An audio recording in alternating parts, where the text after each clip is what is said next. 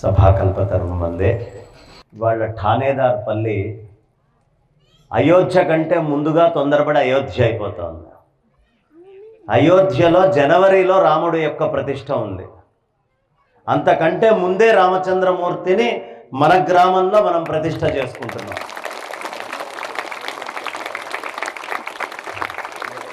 అయోధ్య కంటే ముందు ఎంత ఆనందమైన విషయం, ఇంత అద్భుతమైనటువంటి ఘట్టము ఇక్కడ ఆవిష్కరించబడుతోంది. చక్కగా అనేకమైనటువంటి యజ్ఞకుండాలు వేసుకొని ఋత్విక్కులందరూ కూర్చొని ఇప్పటికే దేవతల్ని మంత్రాలతో ఈ గ్రామంలోకి ఆవాహన చేసి మంత్రోక్తంగా వచ్చేశాడు స్వామి. ఈ మంత్రోక్తంగా ఉన్నటువంటి స్వామి విగ్రహ రూపంలో అతి శీఘ్రంగా మన గ్రామానికి రాబోతూ ఉన్నారు. ఎంత విశేషము, అదృష్టం. ఎందుకు, మీ పూర్వీకులు కూడా ఈ ఊళ్ళో చాలామంది ఉన్నారు, కానీ వాళ్ళెవరికి ఈ భాగ్యం దక్కలేదు. ఈ గుడి ప్రతిష్ట జరిగే సమకాలీనంలో మనమందరము ఓపికతోటి ఇక్కడ ఉండి ఈ గుడి చూసుకోగలగడం అనేది ఎన్నో వందల వేల తరాలు ఈ ఊర్లో వెళ్ళిపోయినాయి. కానీ ఆ భాగ్యము ఇవాళ ఇక్కడ కూర్చున్నటువంటి అందరి యొక్క నుదుటి మీద ఉన్న రేఖలో రాయబడి ఉంది. ఇది మీ అందరి యొక్క, మనందరి యొక్క అదృష్టం. రామచంద్రమూర్తి ప్రతిష్ఠ అయ్యే సమయంలో ఈ ఊళ్ళో ఉండడం. రాముడు అనంగానే ఒక్కసారి అట్లా ఒళ్ళు గగురు పడుస్తుంది. రామో విగ్రహవాన్ ధర్మ. ఈ ప్రపంచంలో ధర్మము అనేటటువంటిది ఎక్కడ చూసి తెలుసుకోవాలి? రామచంద్రమూర్తిని చూసి ధర్మము అనే విషయం తెలుసుకోవాలి. ఎంత అద్భుతమైనటువంటి అవతారము రామచంద్రమూర్తి యొక్క అవతారము అంటే, భారతదేశములో ఈ భూమి మీద యజ్ఞాల యొక్క మహత్తు వల్ల పరమాత్మ భూమి మీద పుడతాడు అని రుజువు చేసినటువంటి తొలి అవతారం రామచంద్రమూర్తి యొక్క అవతారం. మొట్టమొదటి అవతారం. యజ్ఞము పుత్రకామేష్టి యాగం ఆయన చేస్తే నిర్గుణమై సర్వవ్యాపకమై ఆదిమధ్యాంతరహితమై కేవలమైనటువంటి ఆ పరమాత్మ యజ్ఞము నుంచి పాయసము రూపములో దశరథుడి ద్వారా ఆయన సంతానంగా రామచంద్రమూర్తిగా పరమాత్మ బయటికి వచ్చాడు. అంటే యజ్ఞము యొక్క గొప్పతనాన్ని, యజ్ఞ పరిరక్షణ చేయడానికి అంతకుముందు భూమిని కాపాడాడు. ఆ తర్వాత భక్తుల్ని కాపాడేటువంటి నారసింహావతారాలు వచ్చినాయి. ఆ తర్వాత పరశురాముడు ఇదం బ్రాహ్మం ఇదం క్షాత్రం అని చెప్పుకునే అవతారం వచ్చింది. యజ్ఞములో అట్లా వెళ్ళి యాచించుకునేటువంటి వామనవతారం, పరశురామ అవతారం అన్నీ అయిపోయిన తర్వాత పూర్ణ క్షత్రియం అంటే ఈ భూమిని కాపాడి రాక్షసుల బారి నుండి దీన్ని రక్షించాలి అంటే ఏ అవతారం అవసరము అంటే రామచంద్రమూర్తి యొక్క అవతారం అవసరము అని చెప్తారు. అలాంటి అద్భుతమైనటువంటి రామ అవతారము అనే ఘట్టము ఆనాడు దశరథుడు ఎంత ఆనందపడ్డాడో అంత ఆనందపడాల్సినటువంటి పరిస్థితి మనందరిది. రామచంద్రమూర్తి అలా రాబోతూ ఉన్నారు. త్యాగరాయస్వామి వారు అంటారు, తపమేమి చేసెనో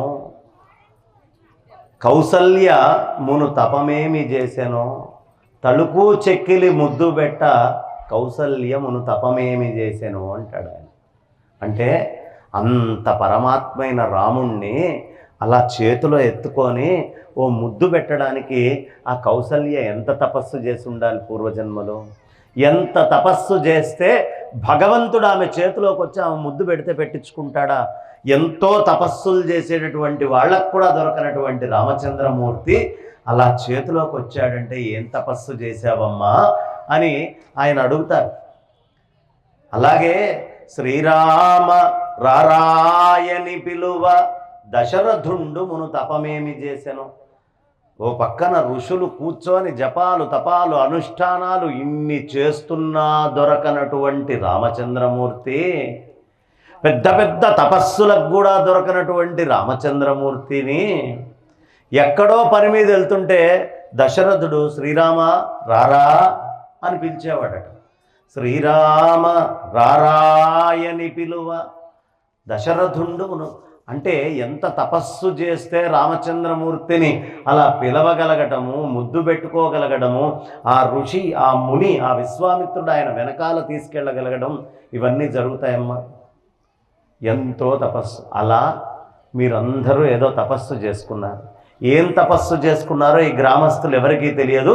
రామచంద్రమూర్తి ఆయనంతటా ఆయన వచ్చి పనిగట్టుకొని ఈ ఊళ్ళో కూర్చోబోతున్నారు. నిజంగా మీ అందరి భాగ్యం. రాముడు ఎంత గొప్పవాడయ్యా. అసలు ఆ రామచంద్రమూర్తి యొక్క గొప్పతనం చెప్పుకోవాలి అంటే, విశ్వామిత్రుడు రామచంద్రమూర్తిని మెల్లిగా అలా తీసుకొని సీతా స్వయంవరం దగ్గరికి వెళ్ళాడు. వెళ్ళినప్పుడు పెద్ద పెద్ద రాజులందరూ కూర్చున్నారు. వాళ్ళందరూ ఆ ధనస్సును ఎత్తుదాము అని ప్రయత్నం చేశారు. శివుడి యొక్క ధనస్సుని ఎవడి వల్ల కాలేదు. అందరూ కొంచెం ఇట్లా ముట్టుకోవడం, మా వల్ల కాదు, ఇది ఎవరెత్తాలి అని భయపడి ఎవరి మానాన వాళ్ళు వెళ్ళి అవమానపడేట్టుగా పోయి కూర్చున్నారట. కూర్చుంటే అప్పుడు ఆ చిన్న సైగ, గురువుగారైనటువంటి విశ్వామిత్రుడి చిన్న సైగని చూసి లేలేత మీసాలతోటి, నూనుగు మీసాలతోటి ఉన్నటువంటి రామచంద్రమూర్తి మెల్లిగా నడుచుకుంటూ వెళ్ళాడు. విల్లు దొడ్డది, బాలుండి ఇతడు చిన్న పిల్లవాడిలాగా ఉన్నాడు. ఆ విల్లేమో అంతుంది, పెద్ద పెద్ద రాజులే ఎత్తలేదు, ఎత్తగలడా లేదా అని అనుమానంతో చూస్తున్నాడు దశరథుడు. జనకుడు ఇలా చూస్తున్నాడట, సీతా అమ్మవారి తండ్రి. అలా చూస్తూ ఉంటే, అయ్యో ఈ పిల్లవాడు చాలా అందంగా ఉన్నాడు, సీతమ్మకి తగ్గటువంటి జోడు, కానీ మరీ పసిపిల్లవాడు, ఈ ధనస్సును ఎత్తగలడా లేడా అని జనకుడు అలా చూస్తూ ఉంటే, ముని సైగ తెలుసుకొని వచ్చి రామచంద్రమూర్తి ఒక్కసారి ధనస్సుని ఇట్లా పైకెత్తి పట్టుకున్నాడు.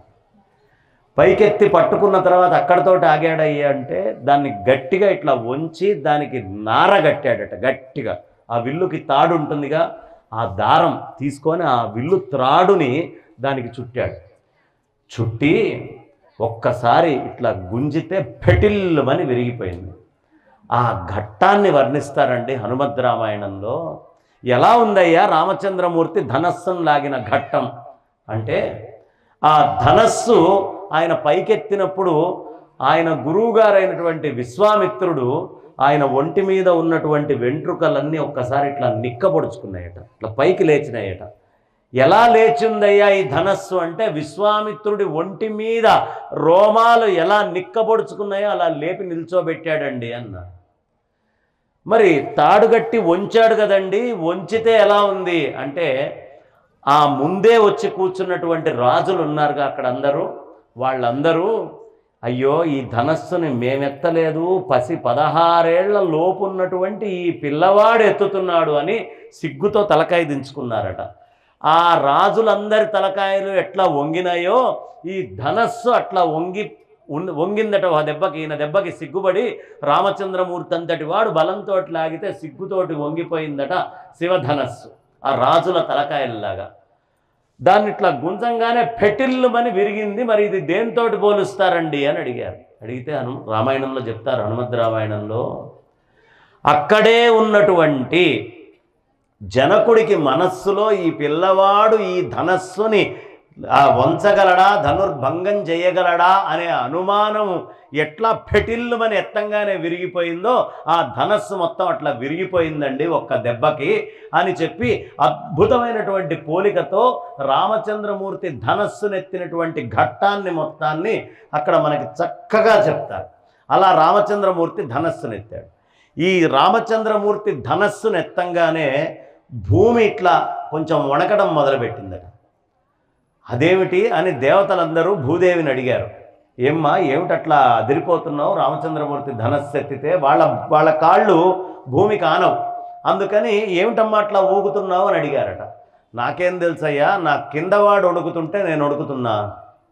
ఎవరా కిందున్నవాడు? ఆదిశేషుడు, భూమిని మొత్తాన్ని మోసేవాడు ఆదిశేషుడు. ఆదిశేషుడు అదిరిపోతున్నాడట. దేవతలందరూ వెళ్ళారు, ఆదిశేషుడిని అడిగారు, ఏమిటయ్యా ఇట్లా వణికిపోతున్నావు నువ్వు అంటే, నాకేం తెలుసయ్యా, నా కింద ఉన్నటువంటి వాళ్ళు వణుకుతున్నారు అంటే. ఆదిశేషుడి కింద కూర్మపీఠం అని ఉంటుంది. ఆ కూర్మపీఠం, కూర్మనాథుడు ఆయన వణికిపోతున్నాడట. వెంటనే దేవతలందరూ కూర్మనాథుడి దగ్గరికి వెళ్ళారు. ఏమిటయ్యా ఇట్లా వణికిపోతున్నావు నువ్వు అంటే, నాకేం తెలుసు, నా కింద ఉన్నటువంటి వాళ్ళు వణుకుతున్నారు కాబట్టి నేను కూడా వణుకుతున్నాను. ఆ కూర్మనాథుడి కింద ఉన్న వాళ్ళు ఎవరు? అష్టదిగ్గజాలు. ఈ 8 గజాలు ఈ భూమిని మొత్తాన్ని అష్టదిక్కుల్ని మోసేటటువంటి గజాలు. ఆ అష్టదిగ్గజాల దగ్గరికి వెళ్ళి దేవతలు అడిగారు, ఏమిటయ్యా వణుకుతున్నావు అంటే, మీకేం తెలుస్తుందయ్యా, భూమి మీద మీ కాలు అంటదు పైకి ఉంటారు, రాముడంతటి వాడు ధనస్సెత్తితే ఆ బలము ఈ కింద ఎక్కడో ఉన్నటువంటి నా మీద పడి దీన్ని మోయలేక ఆయన పెడుతున్న భారం తట్టుకోలేక వణుకుతున్నాను అని చాలా విశేషంగా శివ ధనుర్భంగ ఘట్టాన్ని చెప్తారు. కాబట్టి శివ ధనుర్భంగ ఘట్టం ఎలాంటిదయ్యా అంటే, ఆ అద్భుతంగా మూలము దాకా మొత్తము భూమిని మోసే మూలమైనటువంటి అష్టదిగ్గజాల దాకా వణికిపోయినటువంటి ఘట్టము ఆ ఘట్టం. ఇవాళ మళ్ళీ రామచంద్రమూర్తి ఆ పరమేశ్వరుడైన పరమాత్మని ఒక్కసారి ధనస్సుగా తీసుకొని సంధానం చేసి ఈ భారతదేశంలో ధర్మాన్ని కాపాడాలి అనే ఉద్దేశంతో ఈ ప్రదేశానికి వచ్చి కూర్చుంటున్నాడే. విధర్మీయులైనటువంటి వాళ్ళందరికీ కూడా ఆ అష్టదిగ్గజాల నుంచి భూమాత దాకా ఎట్లా వణికినాయో, వాళ్ళ గుండెల లోపల ఆ రావణాదులు ఎలా వణికారో అలాంటి వణుకు రావాలి అని మనం అందరం కూడా ప్రార్థన చేయాలి ఇక్కడ కూర్చొని రామచంద్రమూర్తిని. ఎందుకు అంటే, రామో విగ్రహవాన్ ధర్మ అని చెప్తారు. రామచంద్రమూర్తి ధర్మానికి నిలువెత్తు విగ్రహం. ఆయన ధర్మము అనేటటువంటిది చాలా అవసరం అమ్మ. మనమందరము కూడా ఇవాళ రేపు పిల్లల్ని డబ్బు కోసం పెంచుతున్నాం, సంతానం కావాలి, పెళ్ళి కావాలి, పిల్లలు కావాలని పెంచుతున్నాం.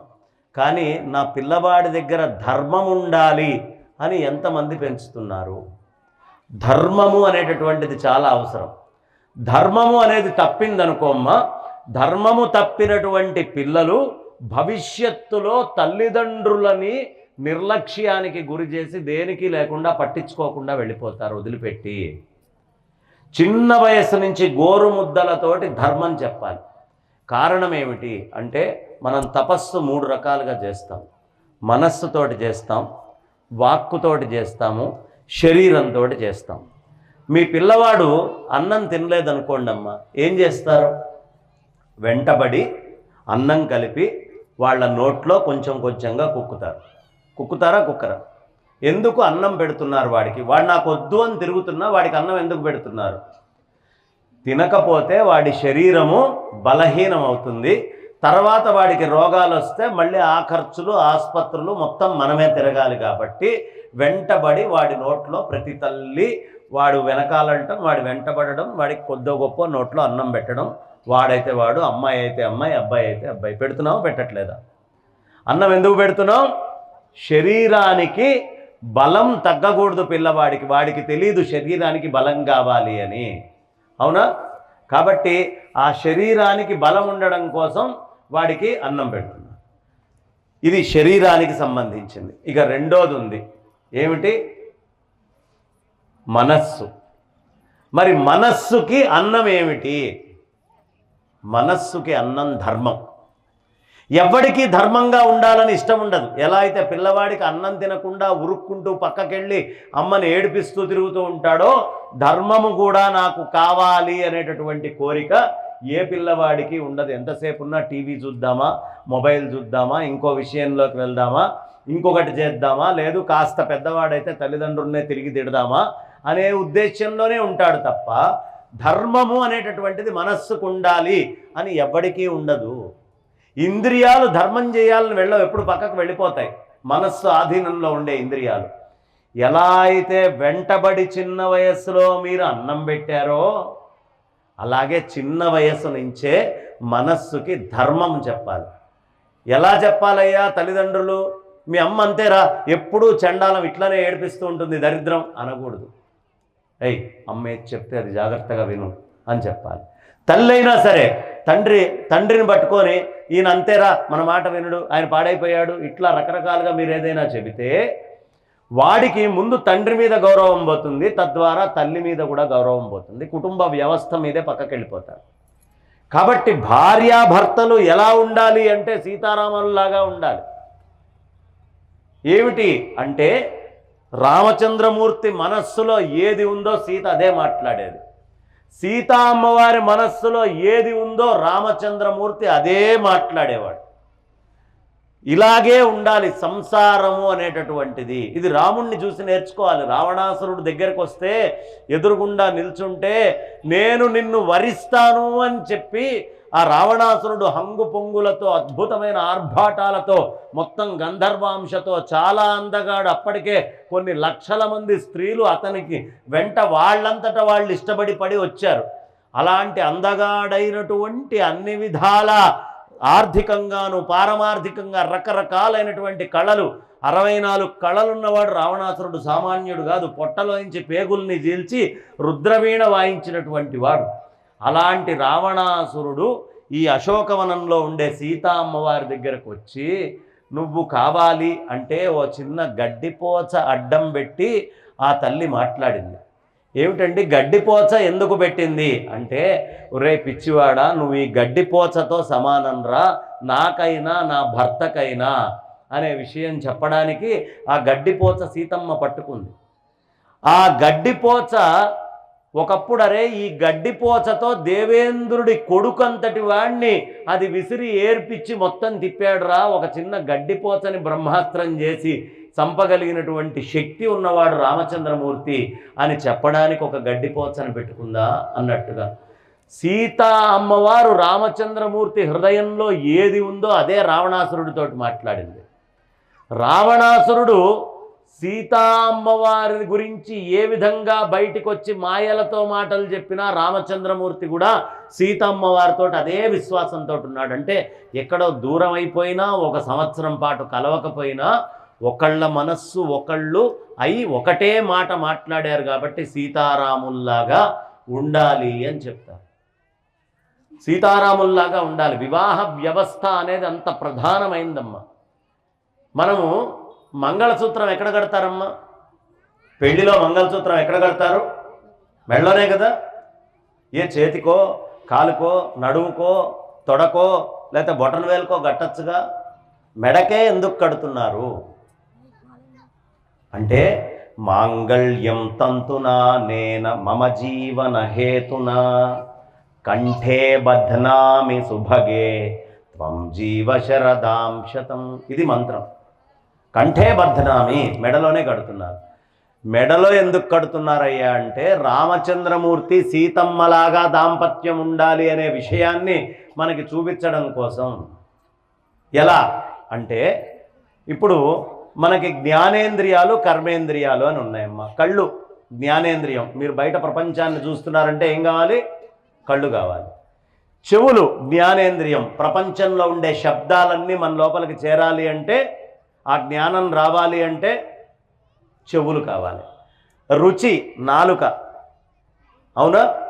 నాలుకలో నుంచి రుచి అనేటటువంటి తత్వం వస్తుంది. వాక్కు అనేటటువంటిది కర్మేంద్రియం, కానీ రుచి అనేటటువంటిది జ్ఞానేంద్రియం. గంధము అనేటటువంటిది ముక్కు. గంధం కావాలి అంటే ముక్కు ఉండాలి. వాసన తెలియాలి అంటే ముక్కు ఉంటేనే వాసన తెలుస్తుంది, లేకపోతే తెలియదు. ఇది జ్ఞానేంద్రియమే ముక్కు కూడా. ఇక చర్మము అనేటటువంటిది కంఠము దాకా వ్యాప్తి చెంది పైకి కిందకి ఉంటుందన్నమాట. అంటే ఒకే ఒక్క జ్ఞానేంద్రియము స్పర్శ. అంటుకుంటే తెలియాలి అంటే చర్మం ఉంటేనే. చర్మం లేని వాడికి అంటుకున్నా పెద్ద ఏం తెలియదు. కాబట్టి ఈ స్పర్శ అనేటటువంటి చూపించే జ్ఞానేంద్రియం మాత్రం నెత్తి నుంచి కింద దాకా వ్యాప్తి చెందింది. అలాగే వాక్కు అనేటటువంటిది కిందన్ని కర్మేంద్రియాలు. చేతులతోటి చేసి జ్ఞానం పైన ఉంది. చేతులు కర్మ చేస్తాయి, ఇవ్వడం తీసుకోవడం. కాళ్ళు కర్మం చేస్తాయి, వెళ్ళడం రావడం నడవడం గమ్యానికి చేరడం. అట్లాగే మూత్ర విసర్జన చేసినా మల విసర్జన చేసినా ఇవన్నీ కర్మేంద్రియాలు పనిచేస్తూ ఉంటాయి. ఒక్క వాక్కు అనే కర్మేంద్రియం మాత్రం ఈ నాభి కింద ఉండే మూలాధార చక్రం నుంచి మొదలుపెట్టి పరా పశ్యంతి మధ్యమ వైఖరి అని ఈ పైన శిరస్సులోకి. అంటే జ్ఞానేంద్రియము ఒకటి కర్మేంద్రియం, ఒకటి నాలుకలోంచి బయటకు వస్తుంది శిరస్సులోంచి. జ్ఞానేంద్రియమైన చర్మము కింద దాకా కూడా వెళ్తుంది. కాబట్టి జ్ఞానేంద్రియాలు కర్మేంద్రియాలు అని 2 ఉన్నాయి. ఇప్పుడు ఈ మెళ్ళో మంగళసూత్రం కట్టడం ఏమిటో తెలుసా అమ్మ? ఈ కర్మేంద్రియాలు, ఈ జ్ఞానేంద్రియాలు, ఈ రెండిటినీ కూడా, ఇది పెళ్లి కాని ఆడపిల్లలు చాలా జాగ్రత్తగా, మగపిల్లలు వినాల్సినటువంటిది. భార్యాభర్తల సంబంధము అంటే నీ ఆస్తి ఎంత, నీ డబ్బెంత, మీ అత్తగారు లేకుండా మామగారు లేకుండా నువ్వు ఒక్కడివే ఉన్న ఆస్తి మొత్తం తీసుకొని వస్తే అనుభవిస్తూ నీతోటి పెళ్లి చేసుకొని ఉంటాను అని చెప్పడానికి కాదు. నీ కర్మేంద్రియ జ్ఞానేంద్రియాలకి మూలమైన అన్నిటినీ నేను రక్షిస్తాను, నా కర్మేంద్రియ జ్ఞానేంద్రియాలకి మూలమైన అన్నిటినీ నువ్వు రక్షిస్తూ ఈ రెండు ఒకటిగా బతకాలి. మన జ్ఞానము మన కర్మ రెండు ఒకటై ఉండాలి అని చెప్పేటటువంటి దాన్ని వివాహం అంటారు. కాబట్టే మంగళసూత్రం ఎక్కడ కడుతున్నారు? మెడలో. ఇక్కడమ్మ గుటక వేసాడు అంటే వాడు అయిపోయినట్టే. ఎవడైతే గుటక వేయడం ఆపేశాడో వీడు గుటకాయ స్వాహ అంటారు. వాడు చచ్చిపోయినట్టు. మనిషి చచ్చిపోయేది గుండె ఆగితే చచ్చిపోయినట్టు కాదు, మెదడు ఏదో ఆగిపోతే కనిపించకపోతే కోమాలో ఉంటే చచ్చిపోయినట్టు కాదు. ఏ క్షణం వాడి గుటక పడడం ఆగిపోతుందో, గుటక ఆగిన క్షణం మనిషి మరణించినట్టు. కాబట్టి గుటక ఆగిన క్షణం మరణించేటటువంటి మనిషి అతను అదే చెప్తున్నాడు. నేను 100 ఏళ్ళు బతికున్నాను అని చెప్పడానికి ఈ జ్ఞానేంద్రియాలు కర్మేంద్రియాలని కాపాడుతున్నటువంటి ఈ భాగం ఏదైతే ఉందో జీవుడిది, నేను 100 సంవత్సరాలు జీవించి ఉన్నాను అని చెప్పడానికి నీ మెళ్ళో ఉన్న మంగళసూత్రం కడుతున్నాను నేను. భార్య మెళ్ళో మంగళసూత్రం లేకపోతే భర్త బతికున్నా చచ్చినట్టే. ఇవాళ రేపు ఫ్యాషన్ అయిపోయింది, మంగళసూత్రం తీసి ఆ గోడకో మేకకో దేనికో దానికి తగిలించడం, లేదంటే ఫ్రిడ్జ్లో పెట్టడం. దేనికి ఫ్రిడ్జ్లో పెట్టేది? మా ఆయన చల్లగా ఉండాలని పెట్టానండి అంటారు. అందుకు కాదు, ఎప్పుడూ మెడలో ఉండాలి మంగళసూత్రం. మంగళసూత్రము భర్త యొక్క జీవనానికి గుర్తు. అందుకని తాను బాగుండాలి, ఆయన జీవితం బాగుండాలి. స్త్రీకి ఎక్కువ ఏముంటుందమ్మా? కరుణ, దయ, క్షమ, ఈ గుణాలన్నీ కూడా స్త్రీకి ఎక్కువ ఉంటాయి. కాబట్టి స్త్రీ ఏం చేస్తుంది? వ్రతాలు చేస్తుంది, నోములు చేస్తుంది.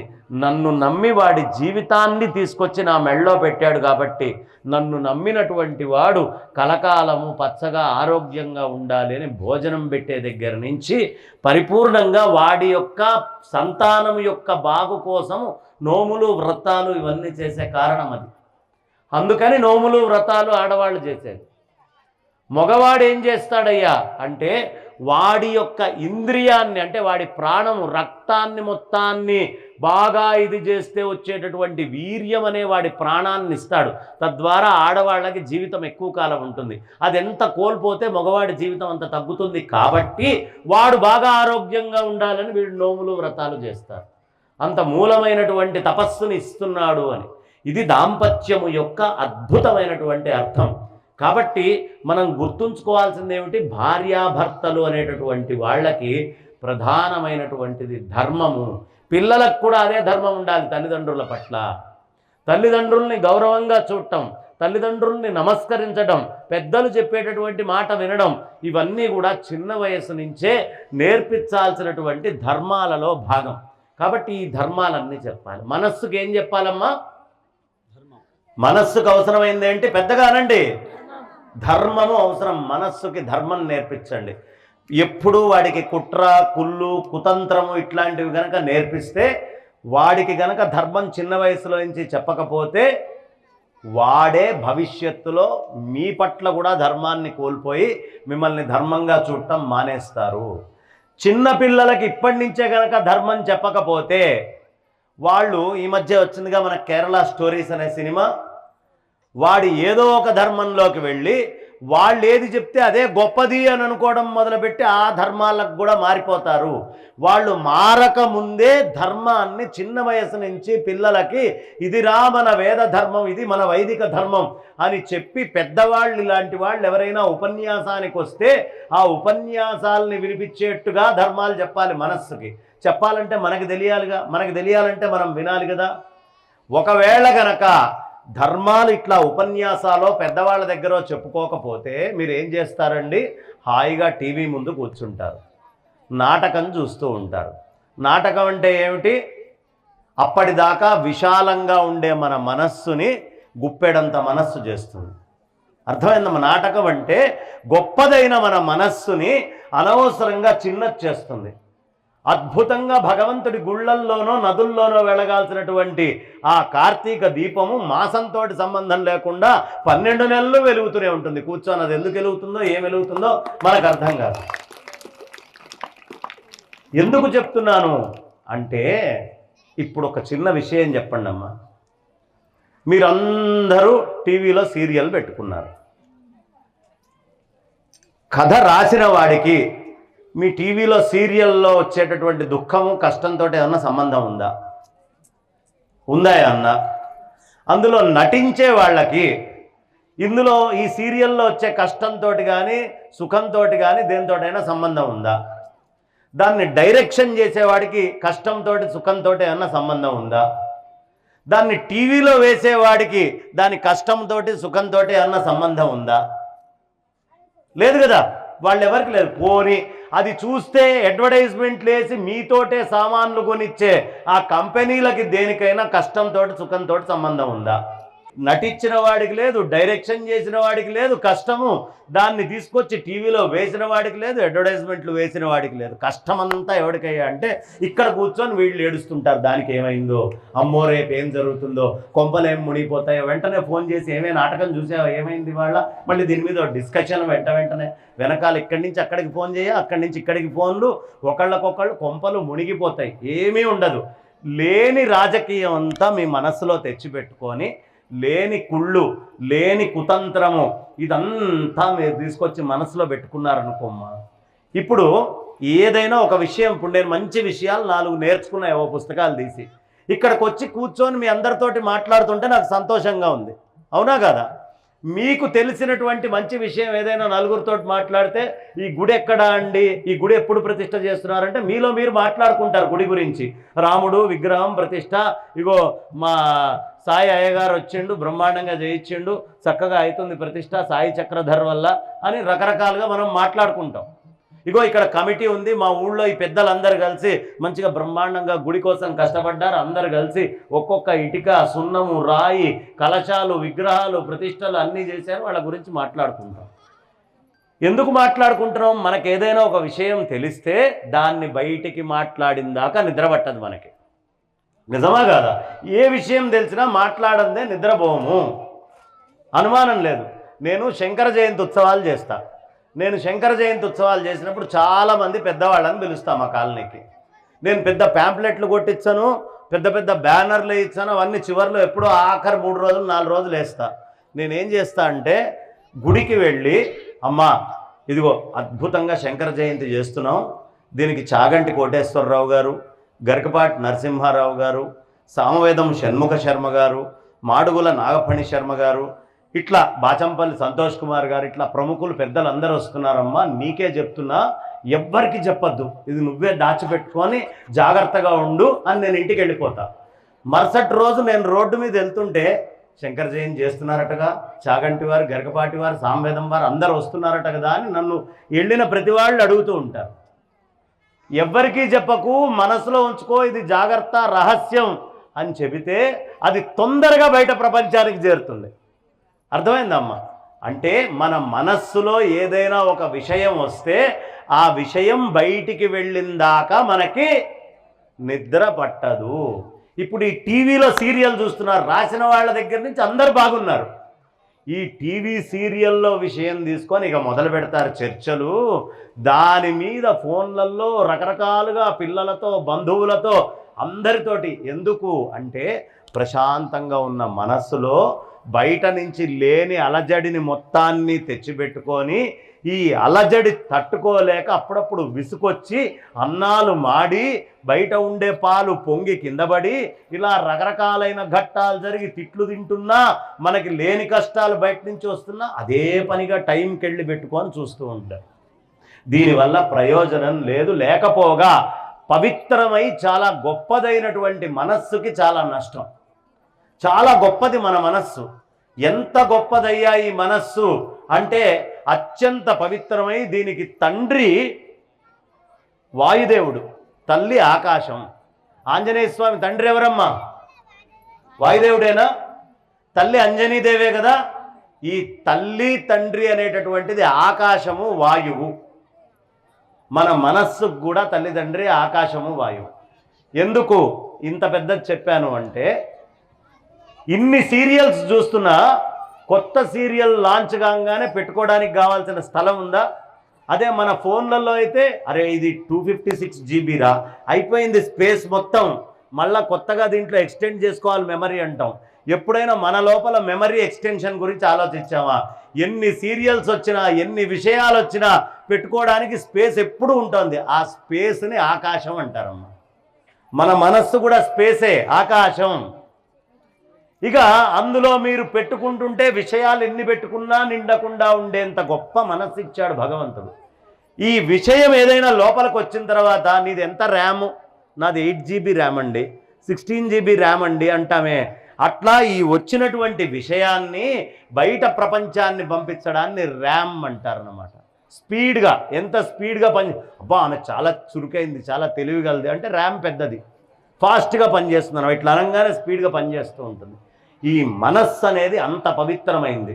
ఇందులో ఎలాంటి విషయాలు ఉండాలి, ఎలాంటి విషయాలతో ఇది స్పీడ్గా తిరుగుతూ ఉండాలి అని తెలియక కలియుగంలో అనవసరమైన చెత్త మొత్తాన్ని తీసుకొని వచ్చి ఏం చేస్తారమ్మా? ఫోన్లో చెత్త ఎక్కువ పెరిగితే, ఫోన్లలో చెత్త పెరిగితే, పిల్లలు ఉన్నారు ఇక్కడ, నేను ఎందుకు చెప్తున్నానంటే కొద్దో గొప్ప కాస్త చిన్నపిల్లలు వాళ్ళు వీళ్ళు అర్థం చేసుకోగలిగే వాళ్ళు ఉన్నారు కాబట్టి, ఈ వయసులో వాళ్ళకి తెలియాలి కాబట్టి చెప్తున్నా. ఎక్కువగా పెరిగితే ఏం చేస్తారు? డిలీట్ చేస్తారా? అడ్డమైన చెత్త మొత్తం నా ఫోన్లోనే ఉంది, నా ఫోన్ స్పేస్ అని దాన్ని ఎలా డిలీట్ చేస్తారో, డిలీట్ చేయకపోతే ఆ ఫోన్ ఎలా పనిచేయకుండా పూర్ణ భ్రష్టత్వం పడుతుందో, ఈ మనస్సు అనేది కూడా ఎప్పటికప్పుడు చెత్త అనేటటువంటిది డిలీట్ చేసి ఆ ర్యామ్ యొక్క స్పీడ్ని, చురుకుదనాన్ని ఉంచుకోకపోతే ఈ జీవితమే వృధా అవుతుంది. ఇంత గొప్పదైనటువంటి శరీరాన్ని, మనస్సుని ఇచ్చినటువంటి భగవంతుడి యొక్క ఈ మహత్తు మొత్తము వృధా అవుతుంది. కాబట్టి దీన్ని పాడు చేసుకోకండి. ఇది చాలా పవిత్రమైనటువంటి మనస్సు. రామ రామాయనుచు నిరతమ్ము మదిలోన స్మరణ చేయుమువోయి మనసా, రామనామము తక్క అన్యమే దియుగూడ నీ స్వరూపముగాదు మనసా. కాబట్టి భగవంతుణ్ణి తలుచుకోండి, భగవన్నామాన్ని తెలుసుకోండి. ఈ జీవితము ఏదో చాలా పెద్దది, 100 ఏళ్ళు అని చాలామంది ఆలోచించి బతుకుతున్నారు. కానీ ఒక్క క్షణం మీరు ఆలోచించండి, ఈ జీవితం క్షణమే. ఇందులో 80 ఏళ్ల వాళ్ళు ఉన్నారు, 60 ఉన్నారు, 40 ఉన్నారు, 20 ఉన్నారు, 5 ఏళ్ల వాళ్ళు కూడా ఉన్నారు. ఒక్కసారి కళ్ళు మూసుకొని మీ గతం ఏమిటి అని ఆలోచించండి, క్షణంతో సమానం. ఇప్పటిదాకా నేను బతికింది ఏంటి అని కళ్ళు మూసుకోండి, ఒక్క క్షణంతో మీ అందరి జీవితం అయిపోయింది. ఇంతేనా? మరి నాకు 50 ఏళ్ళు వచ్చినాయి, ఇదంతా క్షణమేనా? క్షణమే. 80 ఏళ్ళు వచ్చినాయి, క్షణమే. భవిష్యత్ ఏదో ఉంది అని బతుకుతుంటాడు. బాగా ముత్తవ్వన్ దగ్గరికి నువ్వు వెళ్ళినా నా మునిమనవాడి పెళ్లి చూడాలంటున్నావు. అంటే మనం కూడా ఆ వయసుకి వెళ్తాం, మనం కూడా ఇదే అంటాం. అప్పుడు మేము శృంగేరి స్వామివారి దగ్గరికి వెళ్ళా. ఈ మధ్య స్వామివారు ఉపన్యాసం చెప్తున్నారు. ఆ ఉపన్యాసంలో ఒక అద్భుతమైన మాట చెప్పారు. ఎట్లా తయారయ్యారయ్యా ఇప్పుడున్న జనము అంటే, స్వామివారు నడుచుకుంటూ శిష్యులతో అట్లా వెళ్తూ ఉంటే ఓ 93 ఏళ్ళు ఆమె వచ్చిందట. వచ్చి స్వామి నాకు చిన్న కోరిక ఉంది, నన్ను అనుగ్రహించాలి అన్న. 93 ఏళ్ళ ఆమె వచ్చి ఆమె నన్ను అనుగ్రహించాలి అనేటప్పటికీ నడుచుకుంటూ వెళ్తున్నటువంటి స్వామివారు ఒక్క క్షణం ఆగిపోయారట. ఏం కావాలమ్మా? బహుశా 93 ఏళ్ళు కదా, ఈమెను ఉద్ధరించుకోవడం కోసం ఏదైనా మంచి మాటో మంత్రమో భగవతత్వమో ఏదో అడుగుతుందేమో అని అనుకొని ఆయన ఎదురు చూస్తున్నారు. ఏం కావాలమ్మా అని. ఏం లేదు స్వామి, మీతోటో సెల్ఫీ కావాలని అడిగిందట. ఇది పరిస్థితి. 93 ఏళ్ల వయసు వచ్చినా కూడా ఇంకా ఏదో ఉద్ధరించి సెల్ఫీ తీసుకోవాలి అనేటటువంటి స్థితిలో మానసిక పరిస్థితులు పెరుగుతున్నాయి. కానీ నువ్వు ఎన్ని తీసుకున్నా ఇప్పటిదాకా నీ జీవితం ఎలా క్షణమో, ఆఖరి క్షణం వచ్చి తుదిశ్వాస వదిలిపెట్టేటప్పుడు కూడా మన జీవితము క్షణభంగురమే. మనమందరము ఈ శరీరాన్ని చూసి ఏదో గొప్పది అని మురిసిపోతూ ఉంటాం. కానీ ఒక్క క్షణం ఆలోచించండి అమ్మా, ఏంటి ఈ శరీరం? అందరూ ఆలోచించండి, ఏమిటి ఈ శరీరం అని ఆలోచిస్తే ఈ శరీరం గురించి చాలా గొప్ప విషయాలు మనకు తెలుస్తాయి. అమేధ్యపూర్ణ క్రిమిజాల సంకులం స్వభావ దుర్గంధమశేషమద్భుతం కళేబరం మూత్రపురీష భాజనం రమంతి మూఢాః విరమంతి పండితాః. ఏంటి శరీరం? అమేధ్యం అంటే చీము, నెత్తురు, ఎముకలు, వెంట్రుకలు, చర్మము, మాంసము, మలము, ఇవేగా ఏమున్నాయి లోపల శరీరంలో? ఆలోచించండి. అమేధ్య పూర్ణ. చీము, నెత్తురు ఇవేనా ఉంది? అంతకంటే గొప్పవి ఏమన్నా ఉన్నాయా? ఎవరికైనా అబ్బా నువ్వు చాలా అందంగా ఉంటావు అని ఎవడైనా వచ్చంటే, నీ జుట్టు చాలా బాగుంది అన్న వాళ్ళకి అంత జుట్టు కత్తిరించి వాడి చేతిలో పెట్టండి, ఉంచుకుంటాడేమో? ఏం చేస్తాడు? వెంటనే పక్కన బారేస్తాడు. అబ్బా నువ్వు చాలా అందంగా ఉన్నావు, అంత చర్మం తీసి వాడి చేతిలో పెట్టండి, పక్కన బారేస్తాడు. అన్ని గోల్డ్ తీసి వాడి చేతిలో పెట్టండి, నీ గోల్డ్ చాలా బాగున్నాయి అన్నవాడికి ఇగో ఈ 4 గోల్డ్ ఉంచుకో అని ఇవ్వండి, ఇచ్చిరి అవతల బారేస్తాడు. ఎముకలు 2 తీసి ఇవ్వండి, అంత మాంసం తీసి ఇవ్వండి, ఏ ఒక్క పదార్థం మీ శరీరంలో తీసిచ్చినా వాడి ఇచ్చిరి అవతల బారేస్తాడు. ఎందుకు? అమేధ్య పూర్ణ. ఇదంతా అమేధ్యంతో నిండి ఉంది. అక్కడికి ఆగిపోయిందా? క్రిమిజాల సంకులం. కొన్ని కోట్ల క్రిములు ఈ శరీరం మీద తిరుగుతున్నాయి. ఎవడైనా మైక్రోస్కోప్ పెట్టి చూసుకుంటే మరుసటి రోజు అన్నం కలుపుకొని తినడు వాడు. ఇన్ని పురుగులు తిరుగుతున్నాయా నా ఒంటి మీద అని. క్రిమిజాల సంకులం స్వభావ దుర్గంధమశేషమద్భుతం. ఏమిటి శరీరం? ఎంతసేపు ఉన్నా వాసన వస్తూ ఉంటుంది. ఏమ్మా రోజుకో సబ్బుల కంపెనీ వస్తుందా రావట్లేదా? సబ్బుల కంపెనీ వస్తుందా రావట్లేదా? సబ్బుల కంపెనీ వాడికి పెట్టుబడి ఏంటి? మనకున్న వాసనేనా? స్వభావ దుర్గంధం అశేషం, ఆగకుండా వస్తుంటుంది. ఏదో నీళ్లు పోసుకొని తప్పించుకొని వాసన రాకుండా బయటికి తిరుగుతున్నాం. భగవంతుడి చర్మం ఇట్లా పైకేసి మన లోపల ఎక్కడ లేని అహంకారం వచ్చింది. కానీ ఒక్కసారి ఆలోచించండి, లోపలున్నది బయటికి, బయట ఉన్న చర్మం లోపలికి వేసాడు అనుకోండి, మామూలుగా రోడ్డు మీద తిరిగేవాడు 2 కర్రలు పట్టుకొని తిరుగుతాడు. దేనికోసం తిరుగుతాడు? ఒకటి పైనుంచి కాకి పొడుస్తుందేమో అని, కింద నుంచి కుక్క గరుస్తుందేమో అని 2 కర్రలు పట్టుకొని తిరుగుతాం. ఇది ఈ శరీరం యొక్క విలువ. అమేధ్య పూర్ణ క్రిమిజాల సంకులం స్వభావ దుర్గంధం అశేషం అద్భుతం. ఇంకా ఆలోచిస్తే కళేబరం మూత్రపురీష భాజనం. ఈ శరీరం ఏమిటయ్యా అంటే మూత్రము పురీషముతోటి, మూత్రము మలముతోటి నిండి ఉంది. కడుపులో ఎప్పుడు మూత్రం మలం ఉంటుంది. ఇది తెలియక మనం బయట ఎక్కడైనా మూత్రం మలం చూస్తే ఇట్లా ముక్కు మూసుకొని తిరుగుతూ ఉంటాం. అయ్యయ్యో చిచ్చి అని తిరుగుతూ ఉంటాం. కానీ ఈ శరీరమే మూత్రము మలంతో ఉంది. అలా కనుక నువ్వు ముక్కు మూసుకొని అసక్తించుకోవాలంటే ముందు నిన్ను నువ్వు అసక్తించుకోవాలి. ఖచ్చితంగా అసక్తించుకోవాల్సింది మనల్ని మనం. మలమూత్రాలతోటి నిండి ఉంది ఈ శరీరం. పైపెచ్చు వాడెవడో చిన్న పిల్లవాడు దారిలో పోయాడట. వీడెవడో నడుచుకుంటూ వెళ్ళి ఛీ నిప్పులు అని ముక్కు మూసుకున్నాడట. దానికి ఉన్నట్టుండి భాష వచ్చిందట మాట్లాడటానికి. ఆ చిన్నపిల్లవాడు వెళ్ళినటువంటి మలానికి వచ్చి ఆ మలము మాట్లాడటం మొదలుపెట్టింది. అరే మానవుడా, నన్ను చూసి అసక్తించుకుంటావేరా? నా పూర్వరూపం నీకు తెలియదురా, నాకు ఇదివరకు ఉన్న రూపం నీకు తెలియదురా, నేను లడ్డూనిరా, నేను మిఠాయినిరా, నేను ఖర్జూరాన్నిరా, నేను కిస్మిస్నిరా, నేను బూందీనిరా, నేను బిర్యానీనిరా, నేను పులిహోరనిరా, నేను పిజ్జానిరా, నేను బర్గర్నిరా, పాపిష్టివాడివి, నీ నోట్లో పడ్డా ఈ రూపం వచ్చింది నాకు అని తిడుతుంది. అది ఏమిటిదంతా? మలమూత్రముతోటి నిండి ఉంది. రమంతి మూఢాః విరమంతి పండితాః. మూఢుడైనటువంటి వాడు ఈ శరీరానికి ప్రాధాన్యతనిచ్చి ఇదే సర్వస్వము అని బతుకుతాడు, ధర్మాన్ని కూడా వదిలిపెట్టి.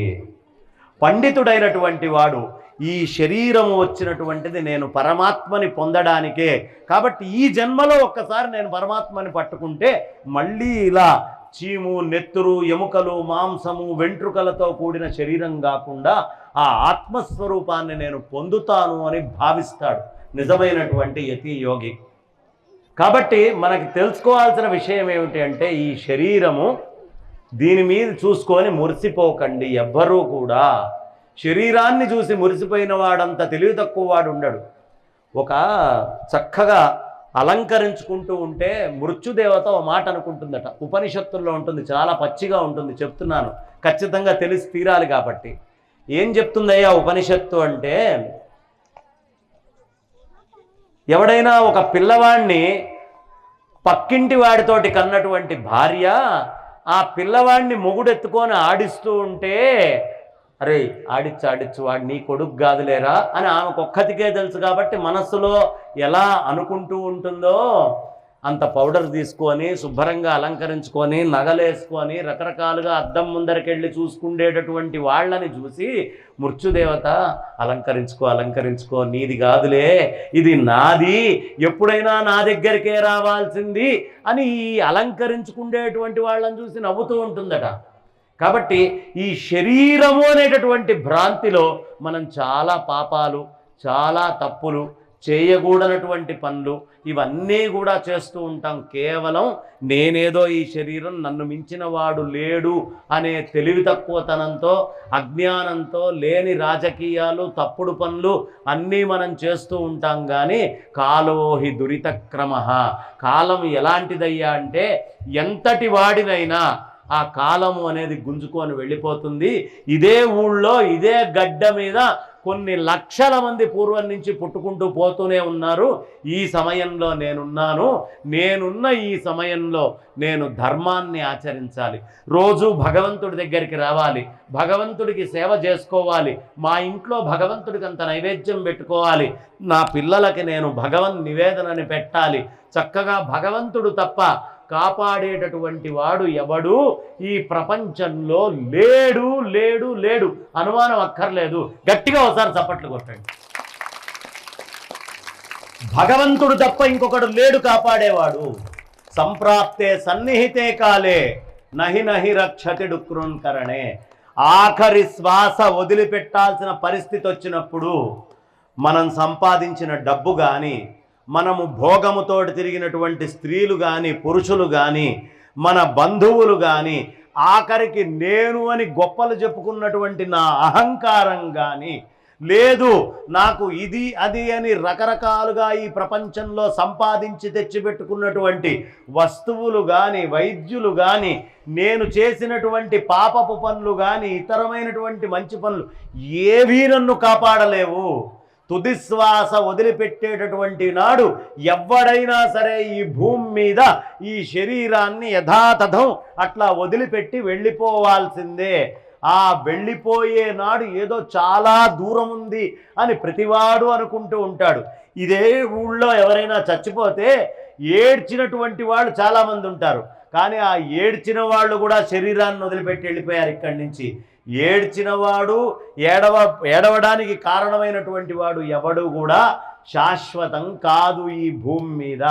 కాబట్టి లేని కుట్రలు, కుతంత్రాలు, కుయుక్తులు కాకుండా ఈ ఉపాధికి, ఈ జన్మకి ఇదిగో ఈ పిల్లల్నిచ్చాడు, ఈ భర్తనిచ్చాడు, ఈ బంధువులనిచ్చాడు, ఈ మిత్రులనిచ్చాడు, ఇదిగో ఈ చుట్టుపక్కల ఈ వ్యవస్థనిచ్చాడు, ఈ ఆహారాన్నిచ్చాడు, ఈ గాలినిచ్చాడు, ఈ శబ్దాన్నిచ్చాడు, ఈ వెలుతురునిచ్చాడు, నేను చూడటానికి అవసరమైన శక్తినిచ్చాడు.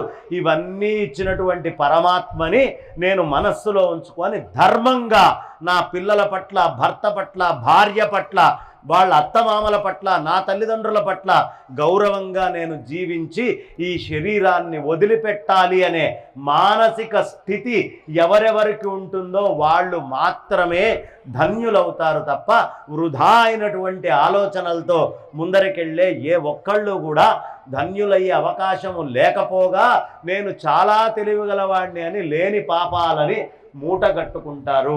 ఈ శరీరాన్ని చూసి వ్యామోహపడి దయ ఉంచి పాపాలు చేయొద్దు అంటే ఏం చేయాలి? ధర్మం తెలియాలి. ధర్మం ఎక్కడి నుంచి తెలియాలి? రామచంద్రమూర్తి యొక్క రామాయణం చదివితే ధర్మం తెలుస్తుంది, లేదు భారతం చదివితే ధర్మం తెలుస్తుంది, భగవద్గీత చదివితే ఉత్తగా కొద్దిగా తీసుకొని ధర్మం తెలుస్తుంది, భాగవతం చదివితే ధర్మం తెలుస్తుంది. మనకి చదవగలిగే శక్తి లేకపోతే పెద్దవాళ్ళు ఎవరైనా వచ్చి చెప్పినప్పుడు ఆ ధర్మ సూక్తుల్ని జాగ్రత్తగా వింటే మనల్ని మనం తరింపజేసుకోవడానికి అవసరమైనటువంటి జ్ఞానాన్ని మనం పొందుతాం. కాబట్టి ధర్మము అనేది తెలుసుకోవాలి. ఇది తెలియలేదనుకోండి, ఆఖరి క్షణం వచ్చి కాటు వేసేనాడో, ఇబ్బంది పడేనాడో, మనసుకి కష్టం వచ్చేనాడో ధర్మము తెలియనటువంటి వాడు ఇబ్బంది పడతాడు. రాముడి దగ్గర నుంచి చాలా ధర్మాలు నేర్చుకోవచ్చు. ఎలా అంటే, పట్ట మహాభిషేక బహుభాగ్యము చేకొనమన్న ఎప్పుడు, పట్టము వీడినట్టడ విపాలవమన్నప్పుడు, ఒక్కటే పట్టున లేత చిరునవ్వు చేపట్టే దిట్టతనాన మా రాఘవుడు. నాయన, రేపు నీకు పట్టాభిషేకం అని చెప్పాడు దశరథుడు. వెంటనే కొన్ని ఘడియల్లోనే కైక కోరిక కోరడం, నీకు పట్టము లేదు, గిట్టము లేదు, నువ్వు వదిలిపెట్టి అడవులకి పోవాలి నారబట్టలతోటి అని చెప్పారు. నారబట్టలతోటి వదిలిపెట్టి వెళ్ళాలి అని చెప్పినప్పుడు, లేదు నీకు పట్టాభిషేకం అన్న సందర్భంలో రెండిట్లో రామచంద్రమూర్తి యొక్క పెదాల మీద చిన్న చిరుమందహాసం తప్ప కష్టము బాధ అనేది ఈషన్ మాత్రం లేదట. కాబట్టి పట్ట మహాభిషేక బహుభాగ్యము చేకొనమన్న ఎప్పుడు, పట్టము వీడి నట్టడవి పాలవమన్నప్పుడు, ఒక్కటే పట్టున లేత చిరునవ్వు చేపట్టే దిట్టతనాన మా రాఘవుడు. మనిషి జీవితంలో కష్టాలు వస్తాయి, సుఖాలుంటాయి. సుఖాలు వచ్చినప్పుడు మిడిసి పడిపోకూడదు, కష్టాలు వచ్చినప్పుడు కుంగిపోకూడదు. రెండు సందర్భాల్లో ఒకటేలాగా ఉండాలి అని ఎవడికి తెలుస్తుంది? ఎవడు రామాయణంలో రామచంద్రమూర్తి యొక్క గొప్పతనాన్ని తెలుసుకుంటాడో వాడికి మాత్రమే తెలుస్తుంది తప్ప అందరికీ తెలిసేటటువంటి అవకాశము లేదు. ఇంకా గొప్ప విషయం ఏమిటయ్యా అంటే, రామచంద్రమూర్తితోటి తిరిగితే ఎప్పుడు ఎక్కడ ఎట్లా జీవించాలో మనకి తెలుస్తుంది.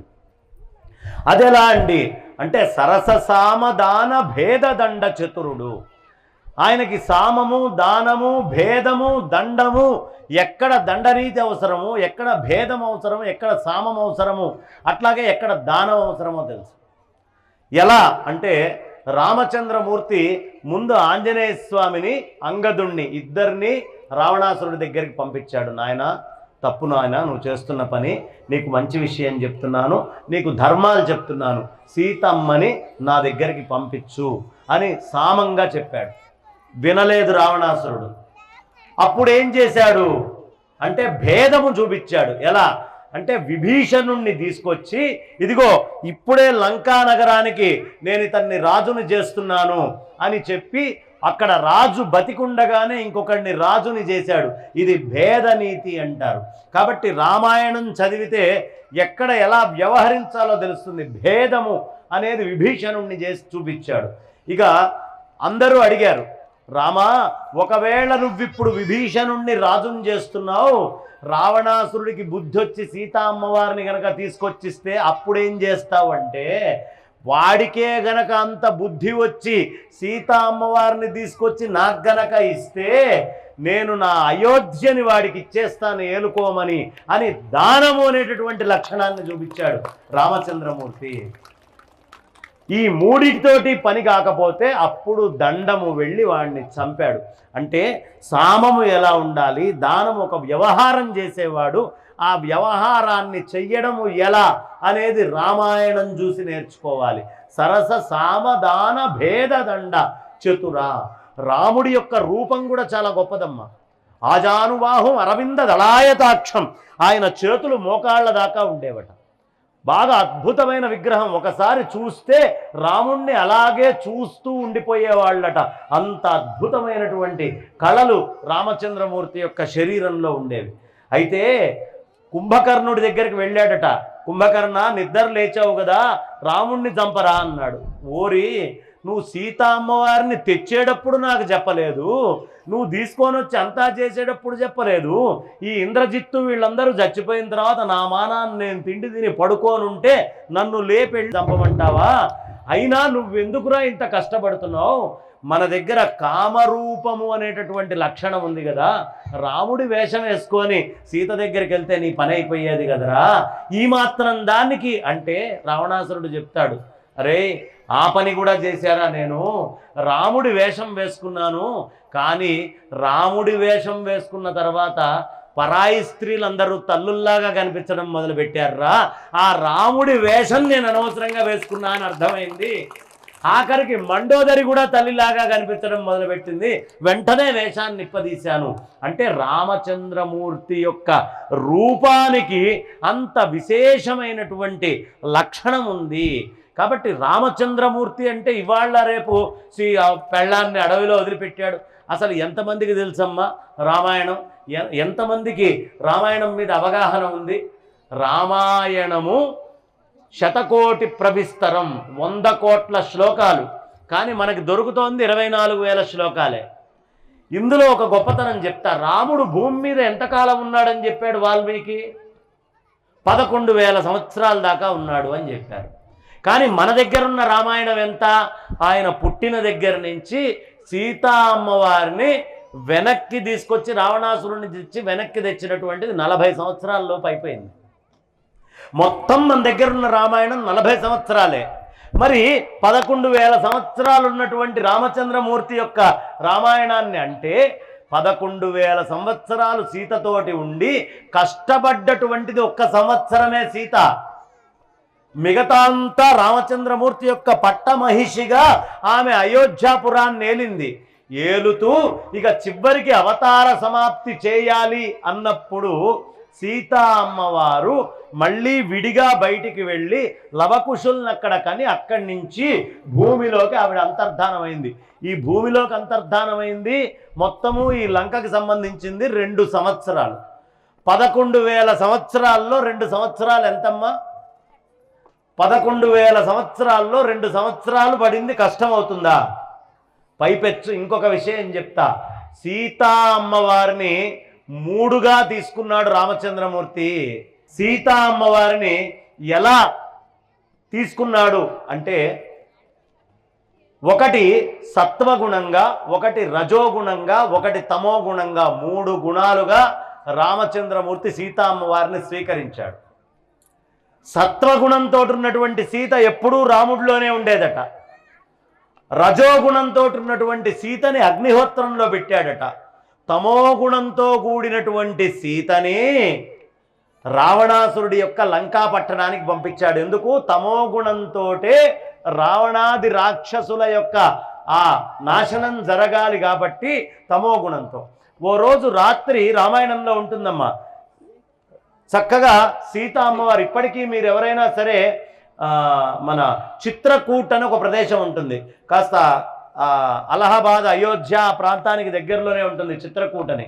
అక్కడికి వెళ్తే అక్కడ ఈ కథ ఉంటుంది, రామాయణాల్లో కూడా ఈ కథ ఉంటుంది. ఏమిటి కథ అంటే, ఓ రోజు రాత్రి ఉన్నట్టుండి లక్ష్మణుడు వెళ్ళి చూశాడట. అక్కడ సీతా అమ్మవారితో రామచంద్రమూర్తి మాట్లాడుతున్నాడు. ఏం తెలియనట్టుగా పక్కకు వెళ్ళిపోయాడట. మరుసటి రోజు పొద్దున్నే వచ్చి అప్పటికి సీతా అమ్మవారిని రావణాసురుడు ఎత్తుకెళ్ళిపోయాడు. ఎత్తుకెళ్ళిన తర్వాత చిత్రకూట్లో జరిగినటువంటి ఘటన ఇది. ఏంటి రాత్రి ఎవరో వచ్చినట్టుందన్నయ్యా అని అడిగాడు. ఓ చూసావా అన్నాడు రామచంద్రమూర్తి. చూశాను అంటే అప్పుడు చెప్తాడు, అరే నిన్న రాత్రి నువ్వు చూసినటువంటిది సత్వగుణమైనటువంటి సీత ఎప్పుడూ నాలో ఉండి నాతోటి విభేదము లేకుండా ఇప్పుడు ఒకటిగా ఉండేటటువంటి సీతనిరా నువ్వు చూసింది. రెండో సీతని అగ్నిహోత్రంలో నేను పెట్టాను. నువ్వు ఎప్పుడైతే రేఖ గీసావో ఆ రేఖ నుంచి వచ్చినటువంటి అగ్నిహోత్రాన్ని ఎప్పుడైతే ఆవిడ దాటిందో అప్పుడు ఆ అగ్నిహోత్రానికి సంబంధించిన రజోగుణ సీత ఆ అగ్నిలోకి లక్ష్మణుడు గీసినటువంటి ఆ గీతని దాటినటువంటి అగ్నిలోకి వెళ్ళిపోయిందిరా. ఇక తమోగుణంతో ఉన్నటువంటి సీతని రావణాసురుడు తీసుకొని వెళ్ళిపోయాడు. ఎందుకు అంటే వాడు నాశనం కావాలి అంటే ఈ తమస్సు అనేది వాడి వెంట వెళ్ళాలి కాబట్టి వాడి వెంట ఆ సీతా అమ్మ వెళ్ళిపోయింది. ఇప్పుడు మనం వెళ్ళి ఆ సీతా అమ్మవారిని అక్కడి నుంచి తీసుకొని రావాలి, అంతకంటే ఏం లేదు. అందుకనే గెలిచిన తర్వాత సీతా అమ్మవారిని ఏం చేయమన్నాడు? రావణాసురుడి దగ్గరికి వెళ్ళేటప్పుడు లక్ష్మణ రేఖని దాటి అగ్నితోటి బయటికి వెళ్ళింది, అవునా? మళ్ళీ ఆ సీతా అమ్మవారు ఆ అగ్నిలోకి ప్రవేశం చేసి ఆ అగ్నితో కలిసినటువంటి రజోరూపమైనటువంటి సీత సత్వస్వరూపమైనటువంటి సీతతో కలిసింది. ఇది ఎంతమందికి అర్థమవుతుంది? సీతా అమ్మవారిని వదిలేశాడు అనేవాడే తప్ప అక్కడ ఉన్నటువంటి అంతరార్థాలు, గూఢార్థాలు, మర్మాలు తెలుసుకోగలిగే తెలివితేటలు ఎవరికీ లేవు కాబట్టి దాన్ని తప్పుగా చిత్రీకరించే ప్రయత్నం చేస్తారు. కాబట్టి అక్కడ సత్వ రజస్తమో గుణాలు ఎలా వెళ్ళిందో అలా తెచ్చుకున్నాడు రామచంద్రమూర్తి. ఎందుకు? రాముడికి తెలుసు ఇంకెవరైనా అయితే ఆ అగ్నిలో దగ్ధం కావాల్సిందే కదా, ఆవిడ దహనం కాలేదు అంటే రాముడికి ఎంత నమ్మకం ఉండాలి ఆవిడ మీద. కాబట్టి అందుకని సీతా అమ్మవారి యొక్క అగ్ని ప్రవేశ ఘట్టాన్ని చెప్తారు. ఈ రామచంద్రమూర్తి మొట్టమొదట చిన్న బాల్యకాండలోనే మనకు అద్భుతమైన ఘట్టాలని అద్భుతాలని చూపిస్తాడండి. రామచంద్రమూర్తి మొట్టమొదట చంపింది ఎవరిని? మొట్టమొదట తాటకిని చంపాడు. అవునా? తాటకి చంపిన తర్వాత కొంచెం ముందరికి నడుచుకుంటూ వెళ్తున్నప్పుడు ఒక రాయి కాలుకి దాకితే ఆమె ఏమైంది? అహల్య అయింది, అహల్యగా మారింది. ఇంకొంచెం దూరం వెళ్ళాడు, ధనుర్భంగం చేసి సీతా అమ్మవారిని వివాహం చేసుకున్నాడు. ఈ ఘట్టం మనకేం చెప్తుంది అంటే, నాయన ప్రతి ఒక్క మనిషిలో తమోగుణము, రజోగుణము, సత్వగుణము అని 3 ఉంటాయి. నీలో ఉన్న తమోగుణం తాటకతోటి సంబంధించి పరిస్థితుల్లో నీలో ఉండే బద్ధకము, అజ్ఞానము, తెలివి తక్కువతనము, ఇతరులను ఇబ్బంది పెట్టాలి, కష్టపెట్టి బతకాలి అనే గుణం ఏదైతే ఉందో దాన్ని చంపేయి. అది తాటకి గుర్తు. ఇంకొంచెం ముందరికి వెళ్తావు, నీకోసమే నువ్వు బతుకుతూ ఉంటే, నీ ఇంద్రియాలకి లోబడి నువ్వు బతికితే పాషాణంలాగా తయారవుతావు. ఆత్మవస్తువు అనేటటువంటి దాని స్పర్శతో, జ్ఞానము అనేటటువంటి స్పర్శతో ఆ అహల్యని సంస్కరించాడు, రజోగుణాన్ని సంస్కరించాడు. మనం కూడా మన లోపల ఉండేటటువంటి రజోగుణాన్ని సంస్కరించాలి అనే విషయాన్ని చెప్తున్నాడు.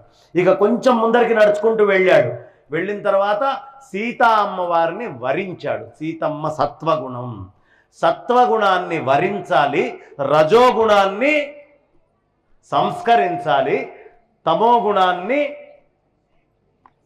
సంహరించాలి.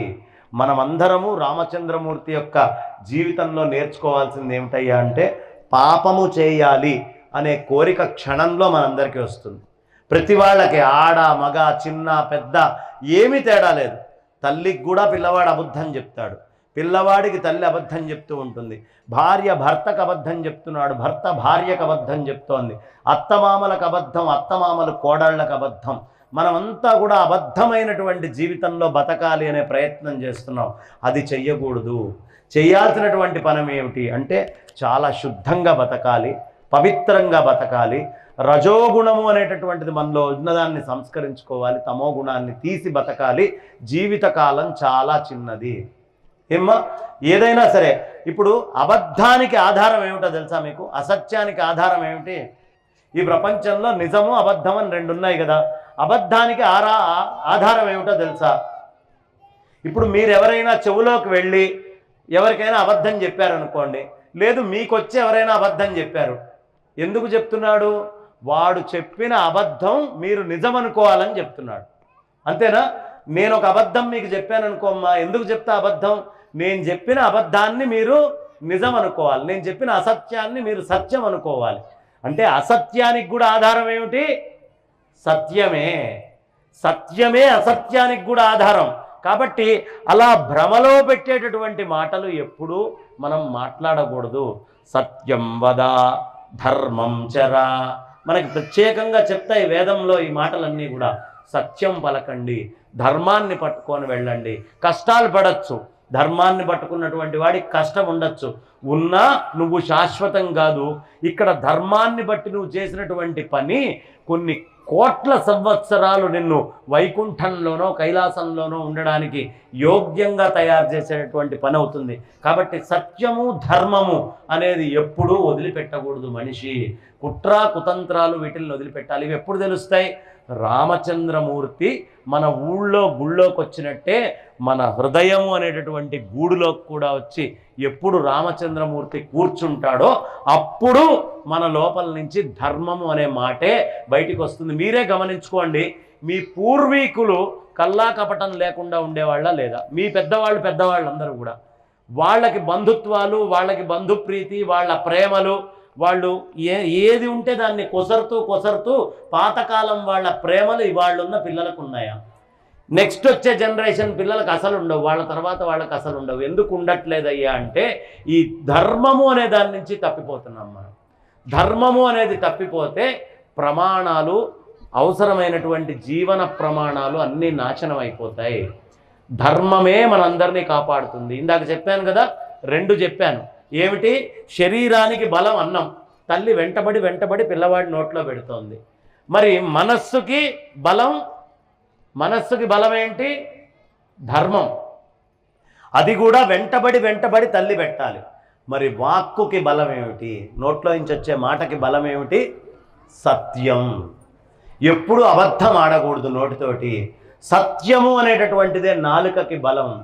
ఎప్పుడైతే అసత్యం ఆడడం అనేది పిల్లలకి నేర్పిస్తామో, ఆ అసత్యం ఆడడం అనేది అదే మనల్ని తర్వాత నాశనం చేస్తుంది. పిల్లవాడు బయట ఆడే అబద్ధాలన్నీ కూడా మీకే కష్టాన్ని తీసుకొస్తాయి. పిల్లవాడు బలహీనమైతే కూడా మీకే కష్టాన్ని తీసుకొస్తుంది. పిల్లవాడి యొక్క మనస్సు అధర్మానికి గురై వాడు బయట తప్పుడు పనులు చేసినా ఆ కష్టం అంతా కూడా మీ వెంటే పడుతుంది. ఎవర్రా మీ తల్లిదండ్రులు అని తిడతారు పెద్దవాళ్ళందరూ.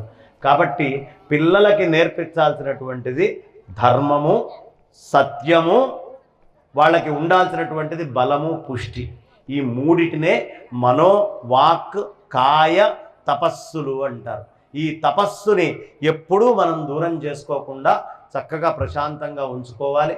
రామచంద్రమూర్తి యొక్క క్షేత్ర ప్రతిష్ఠ వల్ల మనందరికీ కూడా ఇవాల్టి రోజున ఈ ఊళ్ళోకి రాముడు వచ్చాడు అంటే ధర్మం వస్తోంది. ధర్మం వచ్చింది అంటే మనం అందరము కూడా ఉద్ధరించబడతాం. దీంట్లో అనుమానం ఏమీ లేదు. చాలామంది రాముడి మీద జాలి చూపిస్తూ ఉంటారు. ఎలా చూపిస్తాడయ్యా అంటే, రామాయణం చదువుతూ అయ్యో రాముడు సీతమ్మవారు లేకుండా వెళ్ళిపోయిందే, ఆ చెట్టును చూసి, ఈ పుట్టను చూసి, దాన్ని చూసి, దీన్ని చూసి ఏడుస్తూ ఉన్నాడే రామచంద్రమూర్తి అని రాముడి మీద జాలి చూపిస్తారు. అప్పుడు వాల్మీకి అనుకున్నాడు, అయ్యయ్యో వీళ్ళేదో బాగుపడతారు కదా అని వీళ్ళకి రామాయణం చెప్తే రాముడంతటి వాడి మీద జాలి చూపించే స్థాయికి వచ్చారు వీళ్ళు అని చెప్పి ఆయన ఆనంద రామాయణము అని ఓ రామాయణం రాశాడమ్మా. ఏంటా రామాయణం పేరు? ఆనంద రామాయణం. అందులో చాలా బాగుంటుంది. పాపం రామచంద్రమూర్తి సీతా అమ్మవారితోటి లక్ష్మణుడితోటి కలిసి అడవిలోకి వస్తున్నాడట. వస్తే అప్పటికి 10,000 సంవత్సరాలు 5,000 సంవత్సరాల నుంచి బాగా ఇంతింత గడ్డాలు పెంచుకొని తపస్సు చేసుకునే వాళ్ళందరూ, అదేమిట్రా పెళ్ళి పెటాకులు లేకుండా మనం ఇక్కడ గడ్డం వేసుకొని తపస్సు చేస్తే రాముడంతటి వాడు సుందరమైనటువంటి వనితని పెళ్లి చేసుకొని ఆనందంగా వస్తున్నాడు అని రాముణ్ణి చూసి వీళ్ళందరికీ కూడా పెళ్లి చేసుకోవాలని కోరిక వచ్చిందట. కోరిక రాగానే ఆ పక్కనున్న వాళ్ళు అడిగారట, అరే రాముడంటే యువకుడు, పిల్లనిచ్చారు, నీకు నాకు పిల్లని ఎవరిస్తారా? 5,000 8,000 సంవత్సరాల నుంచి మనం తపస్సు చేసుకుంటున్నాం, మనకి పిల్లని ఎవరిస్తారు అంటే, అదేముంది రాముడు నడుచుకుంటూ వెళ్ళే దారిలో గులకరాళ్ళు వేద్దాం, ఆయన కాలు దాగితే రాళ్ళు కూడా స్త్రీలు అయిపోతున్నాయట, ఒక్కొక్క అమ్మాయిని మనం పెళ్లి చేసుకుందాం అనుకున్నారు. అప్పుడు రాముడు అనుకున్నాడు, ఓరి మీ దుంపలు దెగా, తపస్సు చేసి పరమాత్మని పొందండిరా అంటే నన్ను చూసి పెళ్లి చేసుకోవాలనే కోరిక వచ్చిందా మీకు? సరే మీకు అర్థమయ్యేట్టు చెప్తాను అని సీతా అమ్మవారి యొక్క అపహరణ జరిగిన తర్వాత రామచంద్రమూర్తి చెట్టును చూసి, పక్షిని చూసి, కొమ్మను చూసి, అన్నిటినీ చూసి ఏడవడం మొదలుపెట్టాడట. అమ్మో రాముడంతటి వాడే పెళ్ళాం పక్కకి పోతే ఏడుస్తున్నాడు అంటే 5,000 7,000 సంవత్సరాలు వచ్చిన వృద్ధలం మనం ఇంకెంత ఏడవాలరా పెళ్ళాం పక్కకి పోతే, కాబట్టి అసలు ఈ పెళ్ళే వద్దు అని మళ్ళీ వాళ్ళ తపస్సులు వాళ్ళు చేసుకుంటూ కూర్చొని ఉండాలి అనే ఉద్దేశ్యంతో రామచంద్రమూర్తి అంటే ఆనంద రామాయణంలో ఇలా మనకు వచ్చే అనుమానాలు చాలా తీర్చే ఘట్టాలు ఉంటాయి. ఇవన్నీ కూడా ఆనంద రామాయణం చాలా బాగుంటుంది. కానీ చాలా తక్కువ మందికే ఆనంద రామాయణం తెలుసు. చాలామందికి ఆనంద రామాయణం ఏమిటి, దాని గొప్పతనం ఏమిటి, అందులో ఉండే మహత్యం ఏమిటి అనేది తెలియదు. కాబట్టి అలాంటి అద్భుతమైనటువంటి ఆనంద రామాయణంలో ఇట్లా అనేకమైనటువంటి ఘట్టాలు. మీ అందరికీ ఆంజనేయ స్వామి వారు తెలుసు కదా. ఆంజనేయ స్వామి వారు ఓ సందర్భంలో చక్కగా అలా వెతుక్కుంటూ సీతమ్మ ఎక్కడ ఉంది అని రావణాసురుడి ఉండేటటువంటి ప్రదేశానికి వెళ్ళాడట. ఆ రావణుడి సభా మండపం లోపలికి వెళ్ళి ఆ లోపల మండోదరిని చూసి సీతా అమ్మవారు అనుకున్నాడట. అనుకోగానే వెంటనే ప్రశ్న, మనకి ప్రశ్నలు వేయటంలో ఫస్ట్ ఉంటారు కదా, ఏమండి ఆంజనేయ స్వామిని బుద్ధిమతాం వరిష్ఠ అంటారు కదా, బాగా బుద్ధి ఉన్న వాళ్ళల్లో కూడా చాలా బుద్ధి కలిగినటువంటి వాడు అని చెప్తారు కదా, అలాంటి ఆంజనేయ స్వామి మండోదరిని చూసి సీత అనుకున్నాడు అంటే ఆయన బుద్ధి ఎక్కడికి పోయిందండి అని ప్రశ్న వేశారు. వేస్తే దానికి సమాధానం ఆనందరామాయణంలో ఉంటుంది. ఏమిటయ్యా అంటే, మండోదరి రావణాసురుడి భార్య యొక్క తండ్రి చాలా గొప్ప విష్ణు భక్తుడట. చాలా గొప్ప విష్ణు భక్తుడు. భూకైలాస్ చూస్తే మీకు తెలుస్తుంది. మైరావణుడని చాలా గొప్ప విష్ణు భక్తుడు. అతను ఏం చేశాడయ్యా అంటే, సంతానం లేదు అని విష్ణుమూర్తి కోసం తపస్సు చేశాడట. విష్ణుమూర్తి ప్రత్యక్షం అయ్యాడు. స్వామి నాకు సంతానాన్ని ప్రసాదించు అని అడిగాడు. అప్పుడు విష్ణుమూర్తి గుండె మీద ఉన్నటువంటి చందనాన్ని ఇట్లా నలిచి తీసి మైరావణుడి చేతి మీదకి వేశాడట.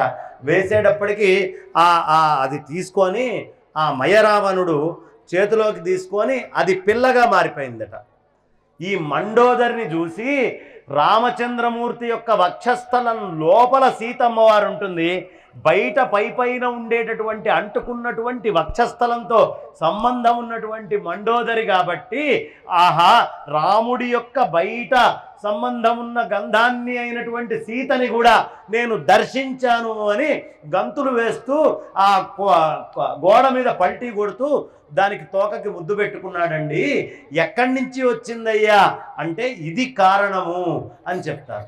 సరేనండి, తోకకి ముద్దెందుకు పెట్టుకున్నాడు అని అడిగారు.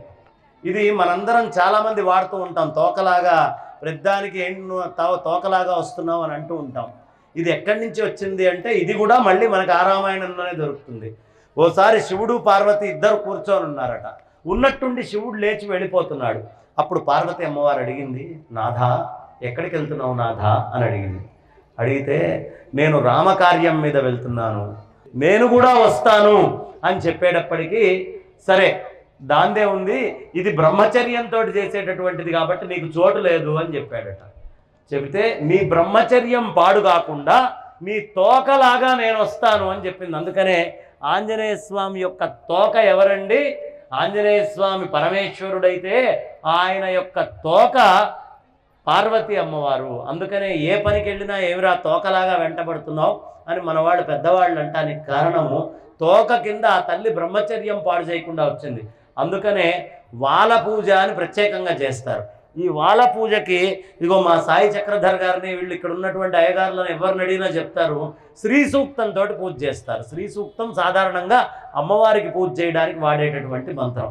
అమ్మవారికి పూజ చేసేటటువంటి మంత్రము ఆంజనేయ స్వామి వారి యొక్క తోక విషయంలో అక్కడ చెప్పి అక్కడ గంట గట్టి ప్రత్యేకంగా వాల పూజ చేయడంలో కారణము సాక్షాత్తు పార్వతి అమ్మవారి. అందుకని ఆమె యొక్క భార్యకి ముద్దు పెట్టుకున్నాడట. మండోదరిని చూడంగానే ఆనందంతో తోక ఊపుతూ ఆంజనేయ స్వామి వారు అనే విషయాన్ని చెప్తారు. శివుడు రుద్రాంశ సంభూతుడు అని చెప్పేది అందుకే.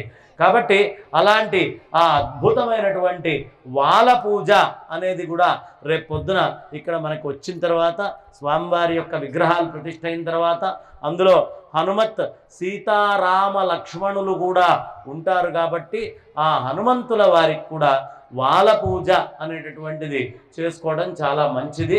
వాల పూజ చాలా ప్రశస్తమైంది. మనకి ఏ కష్టాలు వచ్చినా, ఇంట్లో ఇబ్బందులు వచ్చినా, ఏ విధమైనటువంటిది వచ్చినా వాల పూజ శ్రీ సూక్తంతో కనుక చేయించుకుంటే ఆ కష్టాలన్నీ పోతాయి. లేదా సుందరకాండ పారాయణం చేసినా కూడా కష్టాలన్నీ పోతాయి అని మన పెద్దవాళ్ళందరూ చెప్తున్నారు. కాబట్టి భగవన్ నామం చేస్తే దీన్ని గళము అంటారు, లేకపోతే గంగాణము అంటారు. గంగాళం తెలుసా అమ్మ? ఇందులో గంగాళం తెలిసిన వాళ్ళు చెయ్యొద్దండి. ఇవాళ రేపు గంగాళం అంటే కూడా చాలామంది ఇది గంగాళం తెలుసు కదా, చాలామంది తెలియని వాళ్ళు ఉన్నారు. పెద్ద మూతితో గుండ్రంగా ఉంటుంది చూడండి, ఇంత ఎత్తుగా, వాటిల్ని గంగాళాలు అంటారు. ఏం చేస్తుంది గంగాళం? అన్ని లడ్లో వడలో ఏదో పులిహోరో దద్దోజనమో నీళ్ళలో పోసి పెడితే నింపి పెడుతుంది. ఈ భగవన్నామం చెప్పనటువంటి గళం కూడా ఏం చేస్తుంది? తిన్నటువంటి అన్నిటినీ కూడా గంగాళంలాగా లోపలికి తీసుకెళ్ళి ఒత్తి పెడుతుంది తప్ప దేనికి ఉపయోగం లేదు. ఇది గళమా గంగాళమా ఇది మనకి తెలియాల్సినటువంటి అవసరం ఉంది. కాబట్టి చెప్పండి జై శ్రీరామ్. కింద కూర్చొనే భోంచెయ్యండి, పైన కుర్చీల మీద కూర్చొని భోజనాలు చేయకండి. కారణం ఏమిటో తెలుసా అమ్మా? ఎవరికి ఈ రెండు కాళ్ళు మడతబడి ఇక్కడికి బిగించి ఉంటారో వాళ్ళకి తిన్నటువంటి అన్నము ప్రాణ అపానం కింద అపానం కూడా కాపాడబడుతుంది. ప్రాణ అపాన సమాయుక్తం పచామ్యన్నం చతుర్విధం అని కృష్ణుడు చెప్పినట్టుగా డైజెషన్ చాలా ఎక్కువగా ఉంటుంది. ఇంకా గొప్ప విషయం ఏమిటి అంటే వెస్టర్న్ టాయిలెట్స్లో కూర్చొని బాత్రూమ్కి వెళ్ళేటటువంటి వాళ్ళకి రోగాలు తొందరగా వస్తాయి. ఎవడు భారతీయమైనటువంటి పద్ధతిలో పూర్వంలాగా చెంబు పట్టుకొని బయటికి వెళ్ళకపోయినా ఇళ్లల్లో అయినా చెంబు పట్టుకొని భారతీయ విధానంలో కూర్చుంటారో వాళ్ళకి ఆరోగ్యం బాగుంటుంది. పాపం అమెరికాలో ఇప్పుడు ఏం చేస్తున్నారయ్యా అంటే వాళ్ళు వెస్టర్న్ అన్నీ కనుక్కొని మా కడుపు మొత్తం సరిగ్గా ఖాళీ అవ్వట్లేదు, ఏం చేయాలి అని వాళ్ళు కష్టపడి కనుక్కున్నారమ్మా. ఏం లేదు, కాళ్ళ కింద ఇంతెత్తు పీట వేసుకొని దాని మీద కూర్చొని మళ్ళీ పీట మీద కాళ్ళు ఎత్తి పెడుతున్నారు. అట్లా కూర్చోడానికి ఇట్లా కూర్చోడానికి తేడా లేదు కదా. ప్రపంచమంతా కూడా వాళ్ళు చేస్తున్నటువంటి పొరపాట్లు దిద్దుకుంటే ఆ దిద్దుకుండే సద్గుణాలన్నీ కూడా మన భారతదేశంలో సంప్రదాయంగా మొదటి నుంచి మనం ఆచరించే ఆచారాలు అవుతున్నాయి.